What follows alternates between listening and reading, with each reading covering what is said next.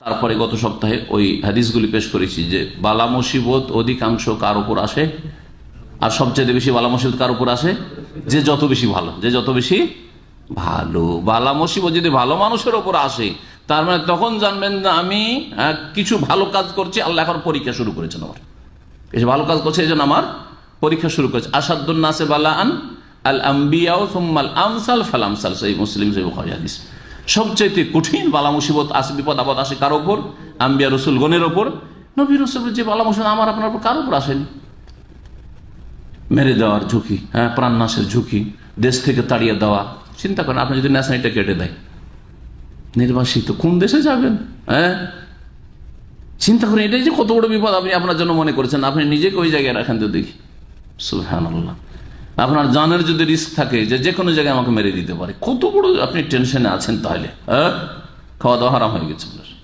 আম্বিয়া রাসূলগণের উপর এগুলো সব এসেছে। বালা মুসিবতের দ্বিতীয় হিকমত বললাম কি, যে আমাদের পাপাচার, কিন্তু যারা পাপী তাদের ক্ষেত্রে, সৎ কর্মশীলদের ক্ষেত্রে সেটা প্রযোজ্য নয়। তাদের ক্ষেত্রে আল্লাহ পাক রব্বুল আলামিনের অন্য অন্য হিকমতগুলি রয়েছে। যেমন হাদিসগুলি পেশ করেছি, মর্যাদা উঁচা করেন না?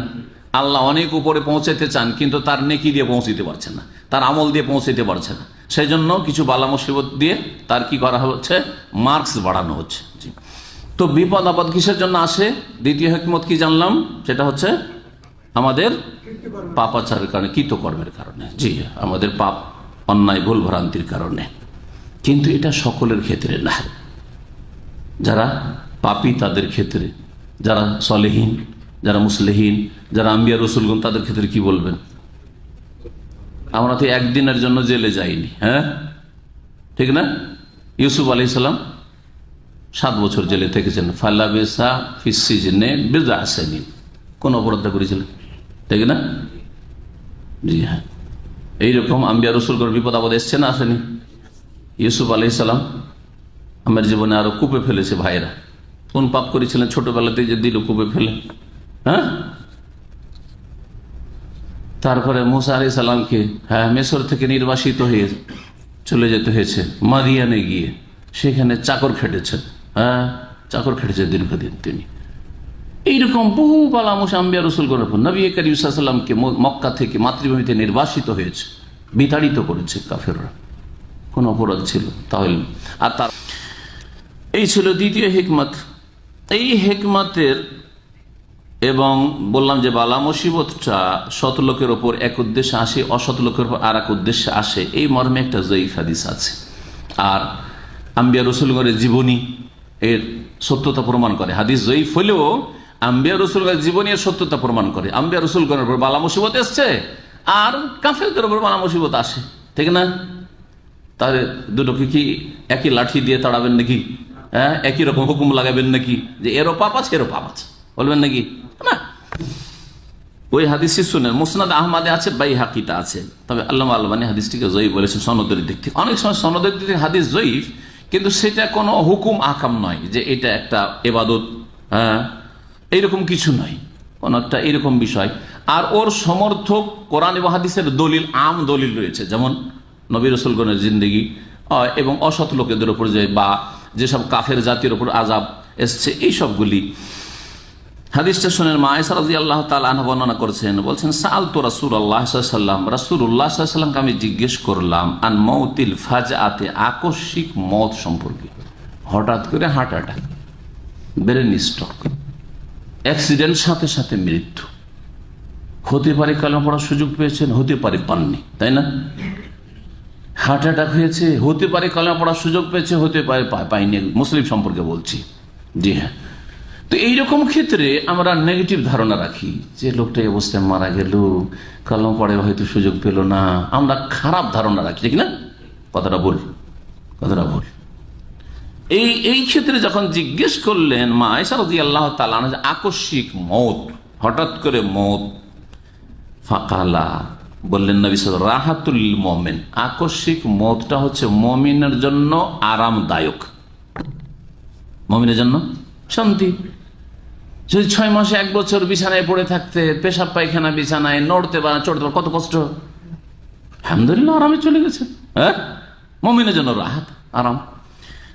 আর কি, ও আখজাতু আসাফিন লে ফাজের, পাপিষ্ট কাফের এবং ফাসেক যারা ফাজের পাপিষ্ট তাদের জন্য আল্লাহ পাক রব্বুল আলামিনের আযাবের পকড়াও,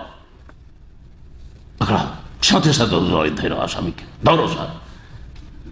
যারা দেশদ্রোহী আসামি তাদের অ্যারেস্টটা অন্যরকম ভাবে হয়, জানেন তো আপনারা।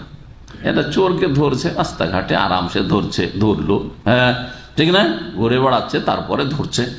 কিন্তু যদি রাষ্ট্রদ্রোহী আসামি হয় তো তাকে একবারে ধরার সাথে সাথে, আরে বাপরে, ওদের ধরার তরিকা আলাদা। এবার বুঝতে পারলেন যে আকস্মিক মত সৎ লোকের জন্য একরকম আর অসৎ লোকের জন্য আর একরকম। জি হ্যাঁ,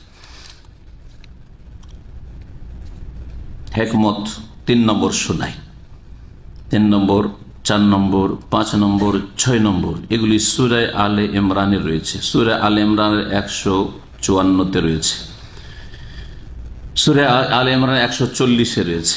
আল্লাহ পাক রব্বুল আলামিন ইরশাদ করছেন, সুম্মা আনজাল আলাইহিম বাদিল গাম্মি আমানাতান নুআসা। ওহুদের যুদ্ধ সম্পর্কে, ওহুদের যুদ্ধে সাহাবায়ে কেরাম রাদিয়াল্লাহু আনহুম, রাসূলুল্লাহ সাল্লাল্লাহু আলাইহি ওয়াসাল্লাম তাদের ক্ষয়ক্ষতি হয়েছিল না হয়নি? এটা কি বালা মুসিবত নয়? এই যে ক্ষয়ক্ষতি হলো, 70 জন শহীদ হয়ে গেলেন, রাসূলুল্লাহ সাল্লাল্লাহু আলাইহি ওয়াসাল্লাম আহত হলেন, সাহাবারা অনেকে আহত হলেন। এরপরে আল্লাহ পাক এই অবস্থাতে তাদের ওপর তোমরা চাপিয়ে দিলেন, ঝিমাচ্ছে সব, অস্ত্র ধরে আসা ঝিমাচ্ছে সব। মানুষের যখন তন্দ্রা আসে তখন শরীর ফুর্তি হয়ে যায়, হ্যাঁ হয় না, হয় না? জি, আপনার খুব ঘুম চাপছে, চোখকে ধরে রাখতে পারেন না, যারা লং ড্রাইভ করেন তারা বুঝেন। কিছুক্ষণে আপনি যদি সিটে বসে যান, গাড়িটা থামিয়ে দিয়ে আর একটু ঝিমালেন, শরীরটা আরাম হয়ে গেছে, আবার গাড়ি চালাতে শুরু করেছেন, আর চোখ বন্ধ হয় না, হয় না, হয় না? আল্লাহ পাক বলছেন যে অতঃপর আল্লাহ তোমাদের প্রতি, হ্যাঁ, বর্ষণ করলেন না, বর্ষণ এখানে বৃষ্টির কথা তো নয়, বৃষ্টি হয়েছিল কিন্তু বৃষ্টির কথা বদরে রয়েছে। এখানে রয়েছে আনজাল আলাইহিম বাদিল গাম্মি আমানাতান নুআসান, আল্লাহ পাক তোমাদের ওপর নাজেল করলেন, অবতীর্ণ করলেন দুঃখের পরে, হ্যাঁ, দুশ্চিন্তার পরে, বিপদ আপদের পরে, আমানাতান নুআসান, নিরাপত্তা স্বরূপ তন্দ্রা, ঝিমাইতে শুরু করলেন। ইয়াগশা তায়েফাতাম মিনকুম, তোমাদের এক দলকে ঢেকে ফেলেছিল এই তন্দ্রাতে। ওয়া তায়েফাতুন কাদ আহাম্মাতুহুম আনফুসুহুম, একদল মুনাফিক টাইপের লোক ছিল, তাদের নিজের জানটাই বড় বিষয় ছিল, যে জানটা বাঁচলো কিনা, নিজের জান নিয়ে চিন্তা, প্রাণ নিয়ে চিন্তা তাদের ছিল। ইয়াযুন্নুনা বিল্লাহি গায়রাল হাক্কি যান্নাল জাহিলিয়া, তারা আল্লাহ সম্পর্কে অন্যায় কুধারণা রেখেছিল, জাহিলি যুগের বা মূর্খের মতো, মূর্খের মতো কুধারণা, আল্লাহ সম্পর্কে তাদের সুধারণা ছিল না, যে আল্লাহ কি করলেন, আল্লাহ কখনো বিজয় দান করবেন না, এরকম সারা জীবন মার খেতেই হবে মনে হয়। হ্যাঁ, নেগেটিভ আল্লাহ সম্পর্কে যে যত ভালো ধারণা রাখবে তত ভালো পাবে, এই মর্মে হাদিসে কুদসি রয়েছে, কোরআনে কারিমে আয়াত রয়েছে। একটা আমার আলোচনা আছে আল্লাহ সম্পর্কে সুধারণা, অল্প সংক্ষেপে হইলেও শুনবেন, তাতে ইমান সুন্দর হবে। আল্লাহ সম্পর্কে যত ভালো ধারণা রাখবেন তত ভালো পাবেন আপনি। আর যদি নেগেটিভ ধারণা রাখেন, অসুখ হয়েছে, ডাক্তার বলছে তোমাকে মারাত্মক অসুখ ধরেছে, আল্লাহ আর ভালো করবে না, মনে হয় বিছানা ধরেই নিব, তো ধরেই নিবেন, মনে হয় আর বাঁচবো না। হ্যাঁ, অনেকে বলে, স্ত্রীকে বলে, ছেলে বলে, আর মনে হয় বাঁচবো না, না এইসব কথা বলবেন না, ভিতরেই রাখেন, বোঝা গেছে? হ্যাঁ, আল্লাহ তো ফয়সালা করেছে 1 মিনিট আগেও হবে না, 1 সেকেন্ড আগে হবে না, পরে হবে না, তুই সব বলার দরকারটা কি আপনাকে? যার মনে হয় বাঁচবো না, আর মনে হয় বাঁচবো না, মূর্খদের কথা এগুলো। তো এগুলো হচ্ছে আল্লাহ সম্পর্কে কুধারণা। আল্লাহ অবশ্য সুস্থ করবেন, যে আল্লাহ রোগ দিয়েছেন সেই আল্লাহ শেফা দিতে পারেন। হ্যাঁ, আল্লাহ রাব্বুল আলামিন তোমাদেরকে অসহায় করে দেবেন না। আরে যদি দুনিয়া থেকে আল্লাহ পাক উঠিয়েও নেন, তোমাদেরকে আল্লাহ পাক অসহায় করে দেবেন না, তোমাদের রিজিকের আল্লাহ রাস্তা খুলে দেবেন। এগুলি ভালো কথা, এগুলি হচ্ছে সুধারণা আল্লাহ সম্পর্কে। মুনাফিকরা, কাফের আল্লাহ সম্পর্কে কুধারণা রাখে। মুনাফিক মুসলিম সমাজের দুর্বল ইমানের লোকেরা, পেট পূজারীরা আল্লাহ সম্পর্কে কুধারণা রাখে, মূর্খদের মতো। ইয়াকুলুনা, তারা বলতো, মুনাফিকরা বলেছিল, হাল্লানা মিনাল আমরে মিন শাই, আমাদের কি আর সিদ্ধান্তর ক্ষেত্রে কোনো এখতিয়ার আছে? সিদ্ধান্তর ক্ষেত্রে আমাদেরকে তো কাছে রাখা হয়নি, আমাদের তো পরামর্শ নেওয়া হয়নি, ইঙ্গিত করা হয়েছে সেই ঘটনার দিকে। নবী করিম সাল্লাল্লাহু আলাইহি ওয়াসাল্লাম যখন উহুদ যুদ্ধের কথা সাহাবাদের সাথে আলোচনা করলেন, তখন বললেন যে আমরা মদিনার ভিতরে থেকে প্রতিরক্ষার ব্যবস্থা করব, না মদিনার বাইরে মাঠে গিয়ে ওহদের প্রান্তে গিয়ে দাঁড়াবো, কাফের রাস্তাতে ওখানে থামিয়ে দিয়ে ওখানে লড়াই করবো, কোনটা করলে ভালো হয়? কিছু লোক এটা বললো, কিছু লোক এটা বললো। মুনাফিকরা চাইছে যে ঘরে বসে থাকি, তাহলে ধরা খাবো না যে কি আসলো আর না আসলো রণক্ষেত্রে, বলবো যে আমরা সবাই জিহাদ করেছি, তাই না? অথচ ঘরে বসে বিবির সাথে, যেন ওরা যেতে চাইছিলেন না।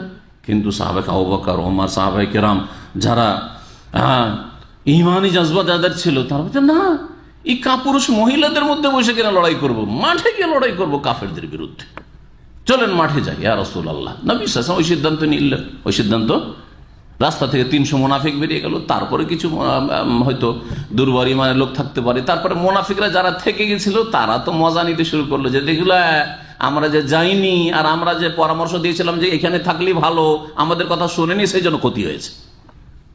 এইভাবে যদি ওহদের মাঠে না যেত তাহলে এই কাজ হইতো না, এইরকম ক্ষয়ক্ষতি হইতো না। হ্যাঁ, ঠিক না? এইসব বলতে শুরু করলো মুনাফিকরা। আল্লাহ পাক তাদের আর কি বলেছিল, আমাদের পরামর্শ নেওয়া হয়নি, সেই জন্য এই ক্ষতি হয়েছে, পরামর্শ নিলে এইরকমটা হইতো না। তাই আল্লাহ বলছেন ইয়াকুলুনা, মুনাফিকরা বলেছে হাল্লানা মিনাল আমরি মিন শাই, পরামর্শের ক্ষেত্রে, সিদ্ধান্তর ক্ষেত্রে আমাদের তো কোনো এখতিয়ার ছিল না, আমাদের তো রাখা হয়নি পাশে। কুল, হে নবী, এই মুনাফিকদেরকে জানিয়ে দাও, ইন্নাল আমরা কুল্লাহু লিল্লাহ, সিদ্ধান্ত সব আল্লাহ পাকের হাতে, আল্লাহর হাতে।